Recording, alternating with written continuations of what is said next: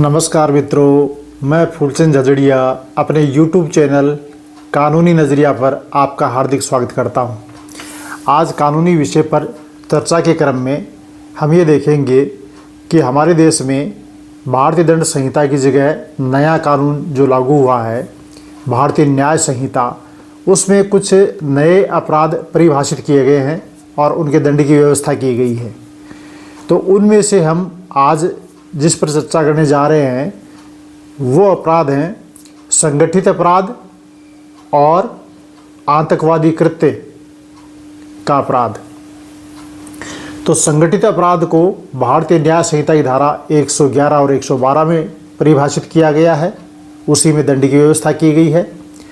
और आतंकवादी कृत्य, इस अपराध को भारतीय न्याय संहिता की धारा 113 में परिभाषित किया गया है और उसी में दंड की व्यवस्था की गई है।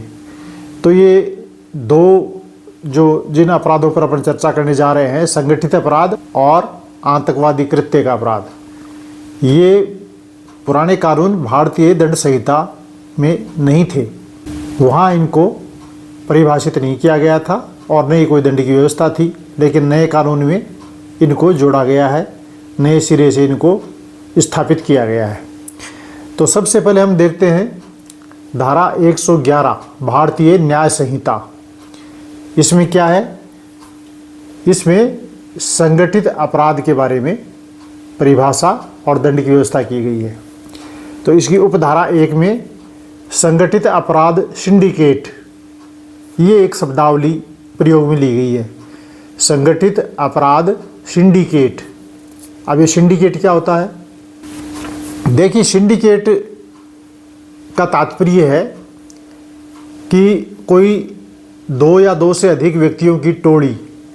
ग्रुप, जिसको गैंग कह सकते हैं, टोली कह सकते हैं, ग्रुप कह सकते हैं, समूह कह सकते हैं, वो सिंडिकेट के रूप में यहाँ दर्शाई गई है।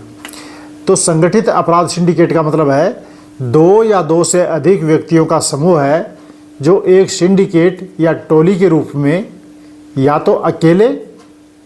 उस टोली में से कोई भी एक, या तो टोली में से कोई अकेले या पूरी टोली सामूहिक रूप से या आधी टोली, जैसा भी हो, तो उनमें से कोई एक अकेले या सामूहिक रूप से लगातार विधि विरुद्ध क्रियाकलाप में लिप्त रहता है। दो शब्द आए हैं, लगातार और विधि विरुद्ध क्रियाकलाप, इसमें लिप्त रहता है, उनको संगठित अपराध सिंडिकेट कहा जाता है। तो ये सबसे पहले हमें ये समझना ज़रूरी है कि संगठित अपराध सिंडिकेट क्या है। तो संगठित अपराध सिंडिकेट का मतलब हुआ दो या दो से अधिक व्यक्तियों का ऐसा समूह है या ऐसी टोली या ऐसा ग्रुप जो अकेले या सामूहिक रूप से लगातार विधि विरुद्ध क्रियाकलाप में लिप्त रहता है, उसको संगठित अपराध सिंडिकेट कहा जाता है। अब ये विधि विरुद्ध क्रियाकलाप क्या है, इसको देखते हैं। तो विधि विरुद्ध क्रियाकलाप में जिन अपराधों का उल्लेख है उनमें है किडनैपिंग, लूट, वाहन चोरी, अपकर्षण या उद्दापन, एक्सटॉर्शन, भूमि हथियाना, जिसको भूमाफिया कहते हैं, भूमियों पर कब्जा कर लेना नाजायज रूप से, संविदा पर हत्या करना, कॉन्ट्रैक्ट लेकर के किसी का मर्डर करना, जिसको सुपारी लेके हत्या करना कहते हैं, आर्थिक अपराध, साइबर अपराध, मानव तस्करी, औषधि, हथियार, अवैध माल या अवैध सेवाओं का दुर्व्यापार, वेश्यावृत्ति या फिरौती के लिए मानव दुर्व्यापार आदि इसमें शामिल हैं। तो ये जो क्रियाकलाप हैं, ये विधि विरुद्ध क्रियाकलाप इस प्रकार के उस सिंडिकेट के एक व्यक्ति द्वारा या पूरी सिंडिकेट की टोली द्वारा लगातार किया जाता है, तो वो संगठित अपराध सिंडिकेट के द्वारा किया गया, ये कहा जाता है। अब इसमें आगे देखते हैं क्या उल्लेख किया गया। आगे ये कहा गया है कि प्रत्यक्ष या अप्रत्यक्ष रूप से, प्रत्यक्ष या अप्रत्यक्ष रूप से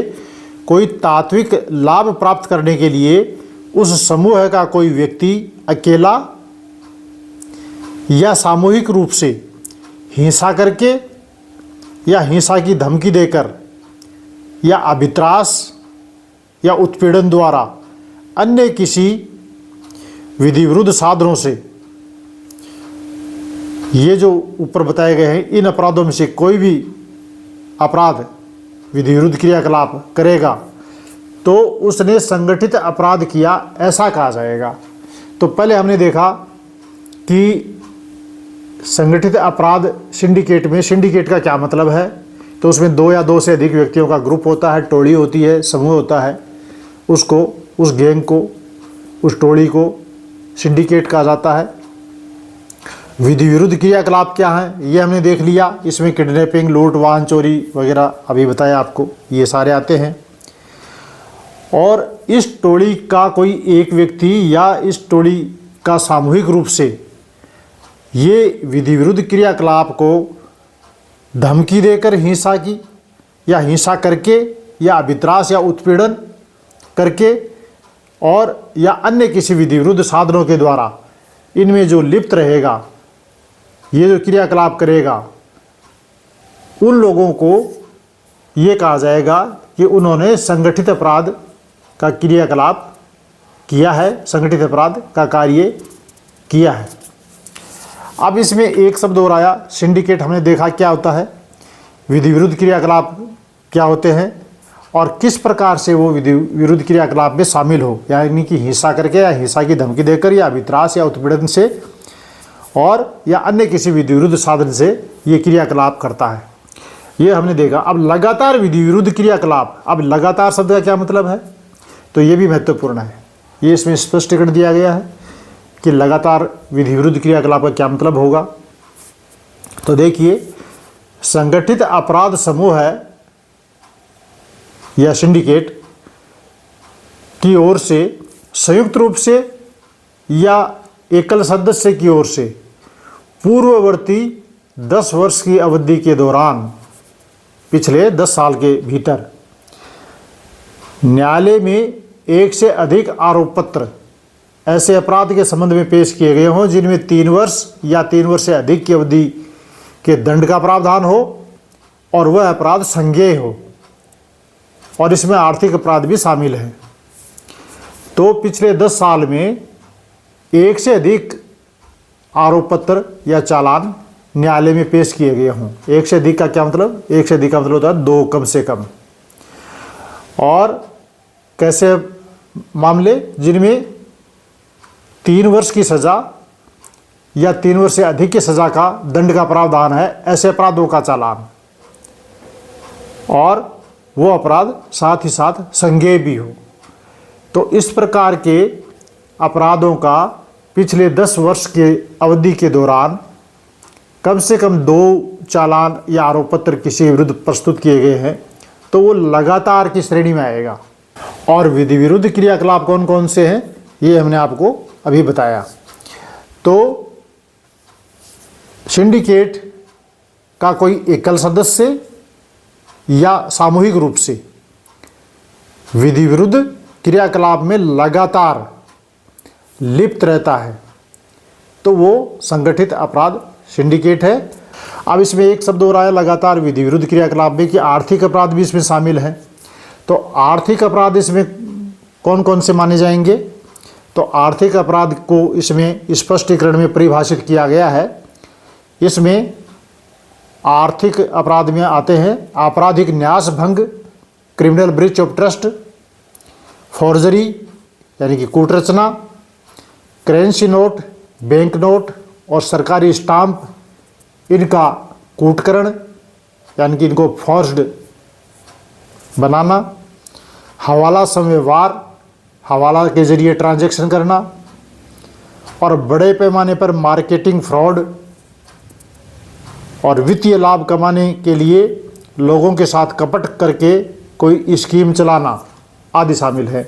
ऐसी स्कीम चलाते हैं ना कई लोग, जैसे 1 महीने में दुगने पैसे दे देंगे, साथ में एक प्लॉट दे देंगे, कई प्रकार की इस प्रकार की योजनाएं जो हैं अखबारों में भी आती है कि ऐसे योजना बना के लोगों को ठग लिया, लूट लिया। तो ये सारे आर्थिक अपराध में आते हैं। तो संगठित अपराध के लिए ज़रूरी है कि एक सिंडिकेट हो, यानी कम से कम 2 या 2 से अधिक व्यक्तियों की टोली या गैंग या समूह है या ग्रुप हो, और वो विधि विरुद्ध क्रियाकलाप करें, और वो विधि विरुद्ध क्रियाकलाप लगातार करें, और ऐसा अपराध प्रत्यक्ष या अप्रत्यक्ष रूप से कोई तात्विक लाभ प्राप्त करने के लिए हिंसा करके या हिंसा की धमकी देकर या अवित्राश या उत्पीड़न से करें, तो ये हुआ संगठित अपराध। अब इसमें दंड का क्या प्रावधान है? तो दंड का प्रावधान इसी धारा 111 की उपधारा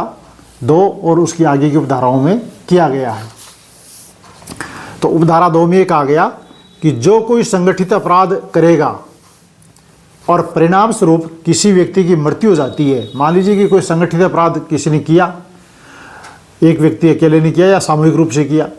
उस टोली के एक व्यक्ति के द्वारा भी किया जा सकता है और पूरी टोली भी मिलकर कर सकती है। तो संगठित अपराध किया और उस अपराध के परिणाम स्वरूप किसी की मृत्यु हो गई, तो ऐसी मृत्यु हो जाती है तो ऐसे में दंड होगा मृत्युदंड या आजीवन कारावास, और साथ ही साथ जुर्माना भी देना पड़ेगा जो कम से कम 10 लाख रुपए होगा, अधिक भी हो सकता है लेकिन 10 लाख से कम नहीं होगा। तो संगठित अपराध यदि किया जाएगा सिंडिकेट द्वारा या सिंडिकेट के किसी सदस्य के द्वारा, तो उसमें परिणाम स्वरूप कोई मृत्यु हो जाती है तो मृत्युदंड या आजीवन कारावास और जुर्माना जो 10 लाख रुपए न्यूनतम है। और अन्य मामलों का मतलब संगठित अपराध करने के दौरान यदि मृत्यु न हुई हो तो ऐसे मामलों में कम से कम 5 वर्ष का कारावास और अधिकतम आजीवन कारावास की सज़ा होगी, और साथ ही साथ जुर्माना भी होगा जो कम से कम 5 लाख रुपए जुर्माना होगा। इसकी उपधारा 3 में बताया गया है कि इस प्रकार के अपराध का कोई दुष्प्रेरण करेगा या कोई प्रयत्न करेगा करने का, या कोई षड्यंत्र करेगा ऐसा करने का, या जानबूझकर अपराध करने में कोई मदद करेगा, तो इन सब लोगों को दुष्प्रेरण करने वाला, प्रयत्न करने वाला, षड्यंत्र करने वाला और जानबूझकर अपराध करने में मदद करने वाला, इनको न्यूनतम 5 वर्ष का कारावास और अधिकतम आजीवन कारावास की सज़ा होगी, और साथ ही साथ जुर्माना भी होगा जो न्यूनतम 5 लाख रुपए का जुर्माना होगा। आगे उपधारा 4 में बताया कि संगठित अपराध सिंडिकेट के सदस्य होने के कारण 5 वर्ष का न्यूनतम कारावास और अधिकतम आजीवन कारावास, और इसमें जुर्माना भी जो न्यूनतम 5 लाख रुपए। ये किसको है? यह संगठित अपराध सिंडिकेट के सदस्य होने के कारण। यदि ऐसे अपराध करने वाली सिंडिकेट है, ऐसे अपराध करने वाली टोली है, उस टोली का कोई मेंबर भी है, भले उसने सीधा पार्टिसिपेशन उसमें कृत्य में नहीं किया हो, कोई भागीदारी उसकी प्रत्यक्ष रूप से न रही हो, लेकिन वो उस संगठित अपराध सिंडिकेट का सदस्य है। सदस्य होने मात्र के कारण उसे न्यूनतम 5 वर्ष का कारावास और अधिकतम आजीवन कारावास और जुर्माना भी देना होगा जो न्यूनतम 5 लाख रुपए तक का जुर्माना। तो ये सदस्य बनना ही इसमें इतना गंभीर माना गया है। तो इस टोली का सदस्य होना भी बहुत ज़्यादा खतरनाक माना है। नेक्स्ट उपधारा 5 में बताया कि ऐसा अपराध करने वालों को आशयपूर्वक शरण देना या छिपाना। अब ऐसा अपराध किसी ने कर दिया और किसी दोस्त के, रिश्तेदार के और किसी के घर में आकर के उसको रहने लग गया गुप्त रूप से, और उनको बता दिया कि बताना मत किसी को। और जिसने शरण दी है, जिसने छिपाया है, उसको पता है कि उसने संगठित अपराध ये करके आया है। ये जो विधि विरुद्ध क्रियाकलाप बताए गए, इनमें से कोई क्रियाकलाप इनकी टोली ने किया है या टोली के मेंबर के रूप में इसने खुद नहीं किया है, तो ऐसे संगठित अपराध करने वाले व्यक्ति को जो कोई शरण देगा या जो छुपाएगा, तो ऐसे छिपाने वाले को या शरण देने वाले को न्यूनतम 3 वर्ष का कारावास और अधिकतम आजीवन कारावास तक की सज़ा का प्रावधान है, और इसमें जुर्माना का भी प्रावधान है जो न्यूनतम 5 लाख रुपए जुर्माना है। इस उपधारा में जो शरण देना और छिपाने की बात कही गई है, इसका एक अपवाद है, और वो अपवाद है पति पत्नी का। यदि पति ऐसा कोई करके आ जाए, पत्नी के पास आकर के रहता है और पत्नी उसे छिपा लेती है, शरण दे देती है, घर में रहने देती है, और किसी को बताती नहीं है तो वो अपवाद में आएगी, वो उसमें अपराधी की श्रेणी में नहीं मानी जाएगी। इसी प्रकार पति अपनी पत्नी को घर में शरण दे करके, छुपा करके इस आपराधिक कृत्य के बारे में किसी को नहीं बताता है कि मेरी पत्नी ने ऐसा किया और मेरी पत्नी मेरे घर में मेरे पास में रह रही है, ऐसा नहीं बताता है तो वो दोषी नहीं माना जाएगा। तो पति और पत्नी एक दूसरे के लिए इसमें अपवाद माने जाएंगे। बाकी अन्य कोई भी व्यक्ति चाहे कितना ही नज़दीकी रिश्तेदार हो, वो उसको शरण देगा या छिपाएगा तो दंड का भागी होगा। आगे उपधारा 6 में ये कहा गया है कि संगठित अपराध के माध्यम से प्राप्त की गई संपत्ति पर जो कोई कब्जा रखेगा, अब ये संगठित अपराध किया और उससे कोई संपत्ति अर्जित कर ली, तो उस अपराध के माध्यम से जो भी संपत्ति प्राप्त की गई है, तो उस प्राप्त की गई संपत्ति पर जो कोई कब्जा रखेगा, उस कब्जा रखने वाले व्यक्ति को न्यूनतम 3 वर्ष का कारावास और अधिकतम आजीवन कारावास की सज़ा होगी और जुर्माना भी अदा करना होगा, जो कम से कम 2 लाख रुपया जुर्माना होगा, अधिक भी हो सकता है। तो कोई कार, कोई मकान, कोई प्लॉट, किसी पर कोई संगठित अपराध ने कब्जा करके उसको हथिया लिया और वो और किसी को दे देते हैं कि आप इसको रखो अपने पास में, तो इस प्रकार के संगठित अपराध के माध्यम से जो प्राप्त की गई संपत्ति है उस पर जो कोई कब्जा करेगा, उस कब्जा रखने वाले व्यक्ति को 3 वर्ष का न्यूनतम कारावास और अधिकतम आजीवन कारावास और जुर्माना जो 2 लाख रुपए से कम नहीं होगा, ये उपधारा 6 में बताया गया है। आगे आखिरी उपधारा 7, इसमें उल्लेख किया गया है कि जो कोई संगठित अपराध सिंडिकेट के सदस्य की ओर से कोई चल या अचल संपत्ति कब्जे में रखेगा जिसका वह संतोषप्रद लेखा नहीं दे सकता हो, तो उसके लिए है न्यूनतम 3 वर्ष का कारावास और अधिकतम 10 वर्ष का कारावास और जुर्माना भी जो कम से कम 1 लाख रुपए होगा। अब जैसे किसी ने सूटकेस पकड़ा दिया नोटों का भरा हुआ कि भाई ये लो, ये मेरी ओर से आप अपने पास रखो, मैं वापस आकर के महीने 20 दिन में ले जाऊंगा आपसे, तो वो उस सिंडिकेट के सदस्य की ओर से उसके ऊपर कब्जा रखे हुए है और अब घर में वो रुपए पकड़े गए तो उसको पूछा भाई कहाँ से लाए, तो उसका वो संतोषजनक जवाब नहीं दे रहा है। तो ऐसी स्थिति में उस सदस्य की ओर से उस संपत्ति पर चल या अचल कोई भी संपत्ति हो, कब्जा रखने से इसमें न्यूनतम 3 वर्ष का कारावास और अधिकतम 10 वर्ष का कारावास है और जुर्माना भी है। तो ये जो संपत्ति पर कब्जा रखेगा, ये उपधारा 6 में, और सिंडिकेट्स के सदस्य की ओर से उसको अपने कब्जे में रखेगा, ये उपधारा 7 में बताया गया है। ये दोनों में अंतर है। अब ये जो जितने भी अपराध बताए हैं इसके अंदर सिंडिकेट के द्वारा किए गए, ये अपराध संज्ञेय माने जाएंगे, चाहे वो प्रयत्न के हो, दुष्प्रेरण के हो, और चाहे वो आर्थिक हो, साइबर हो, जैसे भी हो, इनमें जिनमें अलग अलग सज़ा का प्रावधान, कारावास, जुर्माना बताया गया है, ये सभी अपराध धारा 111 के संज्ञेय होंगे और नॉन बेलेबल होंगे, अजमानतीय, और इनकी ट्रायल सेशन न्यायालय के द्वारा की जाएगी और ये राजीनामा के काबिल नहीं होंगे, इनमें राजीनामा नहीं होता है। तो ये हमने देखा कि सिंडिकेट जो एक टोली होती है और वो लगातार विधि विरुद्ध क्रियाकलाप में लिप्त रहती है और वो इस प्रकार के किडनैपिंग, लूट, वाहन चोरी, भूमि हथियाना, सुपारी लेके हत्या करना, इस प्रकार के गंभीर अपराध जो अभी अपने चर्चा की, ये इस तरह के कार्य करते हैं और उनका मकसद क्या होता है कि उन कोई इसमें डायरेक्ट या इनडायरेक्ट कोई लाभ लेने की बात होती है। तो इस प्रकार का कार्य करते हैं जिसमें आर्थिक अपराध भी शामिल हैं, तो इसमें गंभीर दंड के प्रावधान इसमें रखा गया है। पुराना कानून जो भारतीय दंड संहिता था उसमें संगठित अपराध सिंडिकेट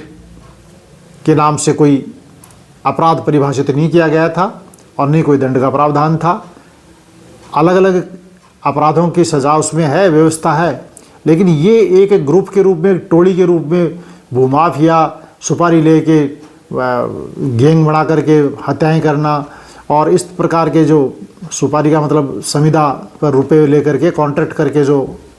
हत्या करते हैं, तो इस प्रकार की जो गैंग और टोलियां हैं उन गैंग और टोलियों पर नकेल कसने के लिए हमारे देश की सरकार ने नए कानून में ये प्रावधान रखा है संगठित अपराध सिंडिकेट का। तो इसमें संगठित अपराध करने वाली इस सिंडिकेट के सदस्य होने मात्र से ही उसको दंड का प्रावधान रखा गया है। उसमें दंड का भागी होगा और कोई कब्जा करेगा संपत्ति पर, उस अपराध के माध्यम से प्राप्त की गई संपत्ति, या उसको रखेगा, उस पर भी सज़ा का प्रावधान किया गया है। तो ये इन गैंग और टोलियों पर अपराध करने की जो प्रवृत्ति समाज में बढ़ती जा रही है, भय का वातावरण है, उस पर रोक लगाने के लिए, नकेल कसने के लिए ये सज़ा का प्रावधान इस अपराध के लिए कठोरतम रखा गया है। तो ये एक अच्छी बात है। अब इसके आगे धारा 112 भारतीय न्याय संहिता की धारा 112 में छोटे संगठित अपराध बताए गए हैं। ये तो संगठित अपराध तो हो ही गए, और 112 में कहा कि कुछ छोटे संगठित अपराध भी माने जाएंगे। वो कौन से माने जाएंगे? उसमें कहा कि चोरी, झपट्टा मारी और ये लोक परीक्षा प्रश्न पत्रों का विक्रय आदि बताए गए हैं। तो ये एक मेरा निजी इसमें मत है कि ये लोक परीक्षा के जो प्रश्न पत्रों का विक्रय है, ये तो छोटा संगठित अपराध नहीं, इसको तो बड़े में ही शामिल करना चाहिए था। क्योंकि बेरोजगार लड़के, युवा पीढ़ी जो रात को 2-2 ढाई बजे तक पढ़ते हैं, इतनी कठोर तपस्या करते हैं, मेहनत करते हैं, और उनकी मेहनत के ऊपर ये प्रश्न पत्र चोरी करने वाले, लीक करने वाले, बेचने वाले पानी फेर देते हैं। और जो अयोग्य व्यक्ति हैं वो पैसे के दम पर प्रश्न पत्र खरीद करके परीक्षा में पास हो जाते हैं, और ये जो योग्य व्यक्ति हैं जो अपनी मेहनत करके उसमें पास होने चाहिए थे, वो उसमें मेरिट में नीचे रह जाते हैं, वंचित हो जाते हैं नौकरी से। तो ये एक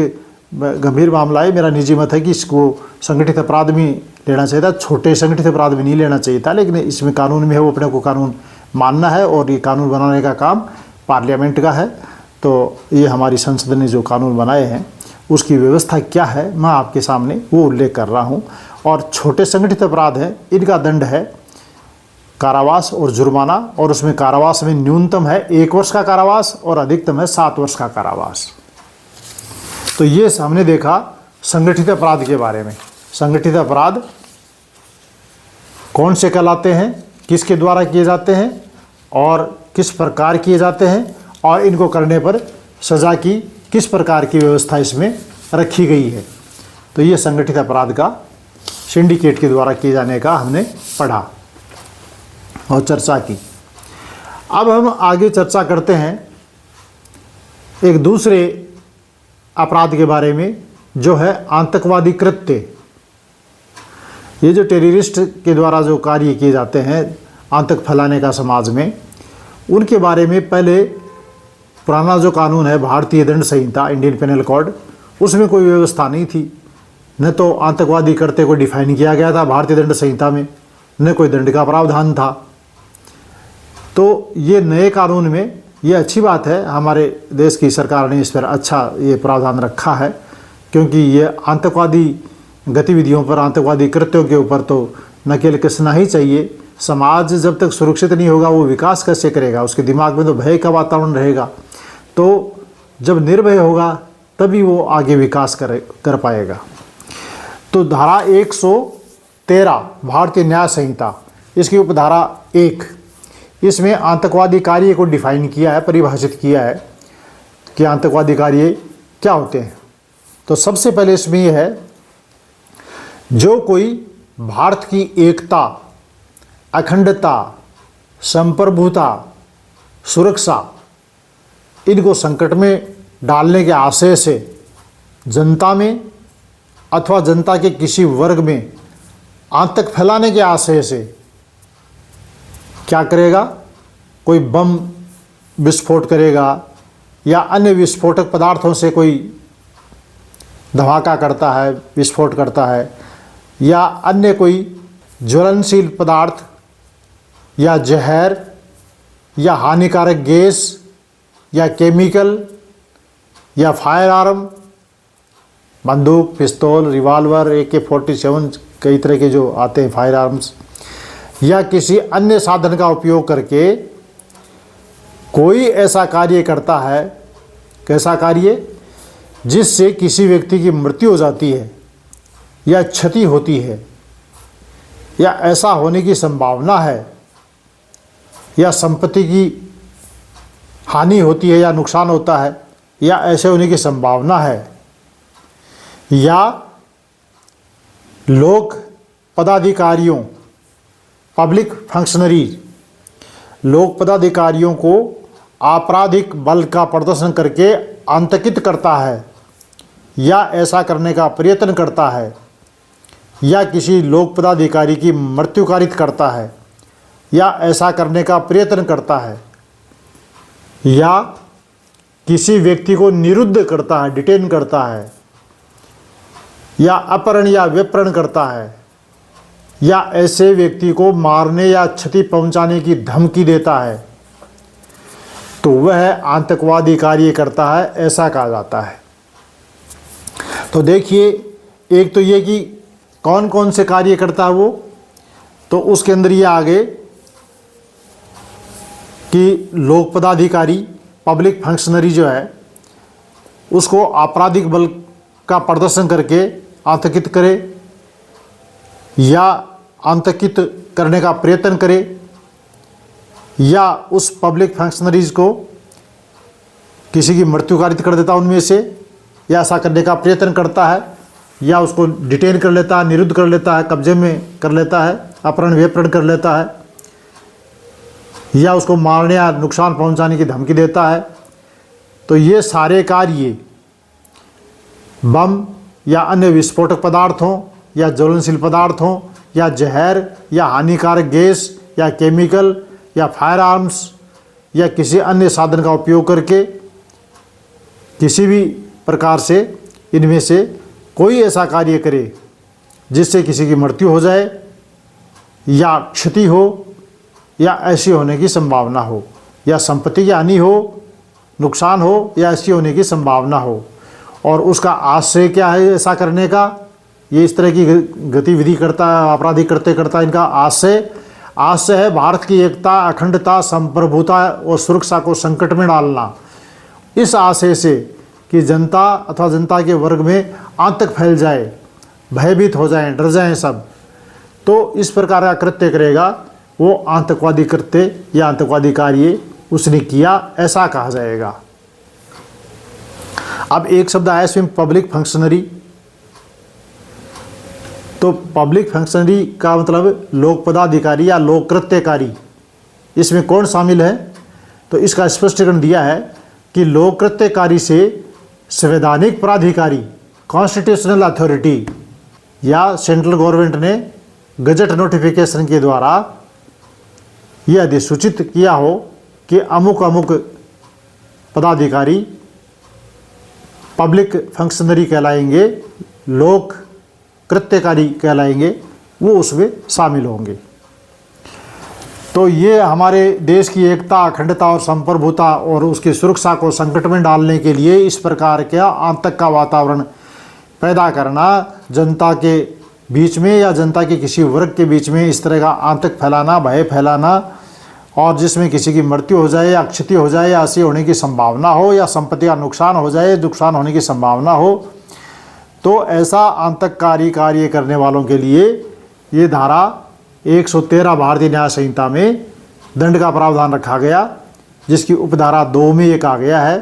कि जो कोई आतंकवादी कृत्य करेगा, यदि ऐसे अपराध के परिणाम स्वरूप किसी की मृत्यु हो जाती है तो उसको मृत्युदंड या आजीवन कारावास की सज़ा होगी, और साथ ही जुर्माना भी उसको देना होगा। और किसी अन्य मामले में, यानी कि ऐसे आतंकवादी कृत्य से यदि किसी की मृत्यु ना भी हो, तब भी उसमें आजीवन कारावास तक की सज़ा होगी, लेकिन न्यूनतम सज़ा इसके अंदर 5 वर्ष का कारावास अवश्य होगी, और साथ ही जुर्माना भी देना होगा। इसकी उपधारा 3 में ये बताया गया है कि आतंकवादी कृत्य करने का षड्यंत्र करना, प्रयत्न करना, दुष्प्रेरण करना या पक्ष समर्थन करना, या सलाह देता है कोई ऐसा कार्य करने की, या उद्दीप्त करता है, उद्दीप्त करना मतलब भड़काना, उत्तेजित करना,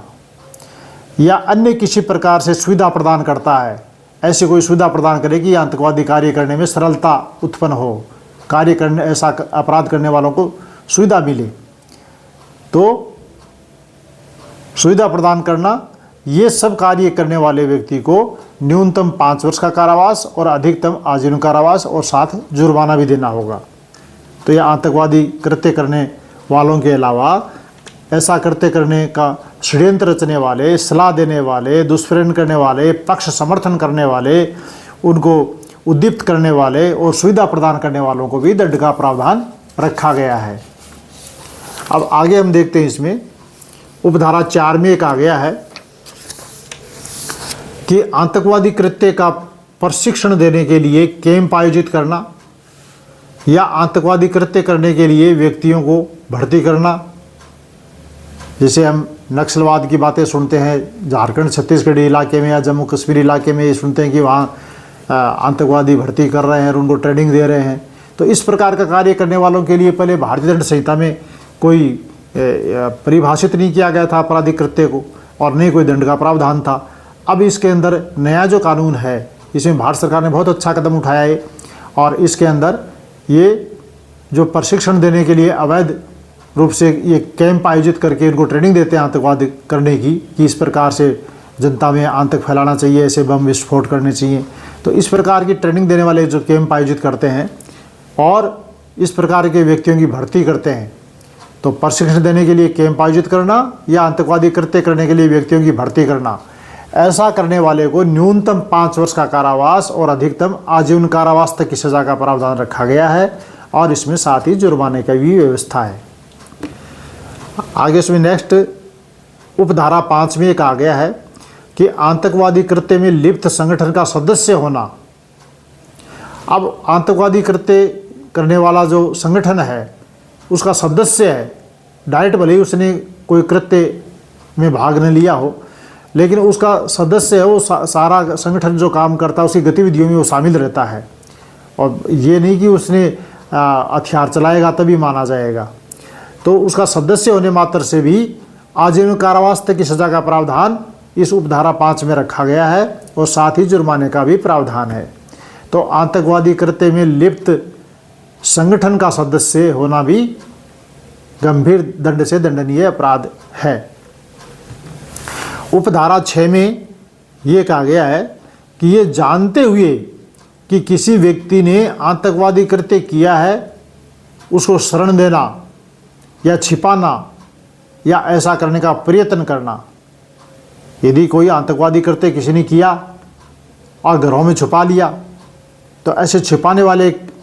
का भी अपराध माना जाएगा और उसको भी दंड दिया जाएगा। तो उसके लिए दंड की क्या व्यवस्था है? उसके लिए दंड की व्यवस्था है 3 वर्ष का न्यूनतम कारावास और अधिकतम उम्र कैद आजीवन कारावास, और साथ ही जुर्माना भी देना होगा। और इसमें भी एक अपवाद है, और वो है पति पत्नी का। पति अपनी पत्नी को घर में शरण देता है, छिपा कर रखता है, या पत्नी अपने पति को शरण देती है, छिपा के रखती है, तो वो अपराधी इस धारा के तहत नहीं माने जाएंगे। पति पत्नी एक दूसरे को रख सकते हैं, छिपा भी सकते हैं, उन प्रकट न करें तो भी वो अपराध नहीं माना जाएगा,